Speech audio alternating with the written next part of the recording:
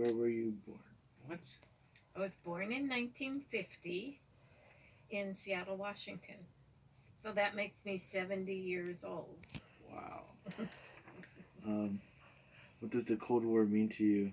The Cold War reminds that I know that the Cold War was between the United States and Russia, but it was also a big thing about communism when I was younger. So we were very afraid of the communists bombing the United States. So people had they dug out cellars and things like that to make bomb shelters. And in school, we had drills where we'd get under our desks in case we were going to get bombed. Wow. Do you understand who the enemy was? How was the enemy typically portrayed in your society? I think the enemy was communism. And I was so young that I don't think that I really knew what communism was, except that I was afraid of it because I didn't want to get bombed. Mm-hmm. And my family didn't have a bomb cellar, so if I got bombed, it was going to be not good. Did everyone have like a bomb cellar? Everyone didn't. Rich people have them. Oh, okay. Mostly rich people. How did the Cold War impact your life as a child and adult? As a child, I think it instilled a lot of fear in us, because there were these things going on that were like politically way above our heads. Mm-hmm. So, I mean, politics in general were just way above our heads. So, we didn't really understand the diplomacy of what was going on, or what kind of war was going on. Just that was a really scary thing. Mm. Are there any specific Cold War events that you remember particularly? Uh, no, not particularly. I just remember there being a lot of fear around Russia, and have fear about them coming to invade the United States. When you were a child, did you hear people talk about nuclear weapons? Yeah, that was kind of the whole threat of, if you if there were a nuclear war, you couldn't really escape from it. Mm-hmm. I mean, if there were a nuclear bomb, and before I was born, the bomb went off in Hiroshima, Mm-hmm. which was like this horrible, horrible thing. That was the end of World War II. Um, but it was such a scary thing too, that people were killed and burned and Mm-hmm. disintegrated and just evaporated.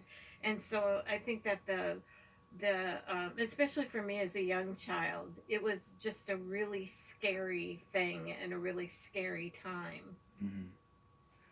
Did your school have any air raid drills? Oh yeah. What Oh were yeah. some of the procedures? um you would have to line up in the we had a big indoor, but like under the second story room that was mostly used for like the lunchroom and gymnasium, but we would have to go and line up down there.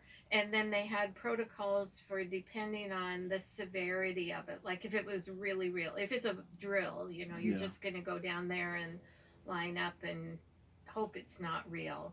But then, there's procedures for if you were going to be sent home and that kind of thing. But I don't think they never sent us home. It was just, go to the basement and be scared. Uh, what were your thoughts on bomb shelters, or like, did you see any, or what did people put in them? Oh I yeah, guess there was supplies. lots on the TV. And TV then wasn't like TV is now, because TV was like on just during the day, and at night you got the pattern that said that it was off the air. But we would see some things on the TV shows, about people putting together bomb shelters and having food and ammunition and things like that to hopefully um, survive a nuclear disaster or some kind of attack Mm-hmm. on people. But my remembrance of it, and I grew up on Capitol Hill, right here in Seattle, and there was all older houses up there, and some people I'm sure had supplies in their cellar and that kind of thing, but it seems to me like it was mostly, like the richer people that were able to build a bomb shelter and fully stock it, and Mm-hmm. have drills where they would take their family out there and spend the night or whatever, pretending like they were under nuclear attack. Wow. Were you ever afraid of nuclear weapons? Yeah, I'm just afraid of the concept. I mean, I don't think at that age, I mean, I'm still afraid of them, Yeah. but at that age, it was more of an idea. Like I didn't have any kind of concept of what that really meant, other Mm-hmm. than that we were all gonna die. That's basically what it meant. Describe someone that you admired during that time period. Mm, my world was pretty small back in that time period, and I don't think that I knew much about politics. Or I mean, I'd say that I admired the president because I always knew who the president was, and it was back in the day when we really respected the president, and that was like um, you didn't really question what the president did, or you never questioned their leadership or anything like that. They were just like the top dog. So I remember the Eisenhowers and certainly the Kennedys came into that too.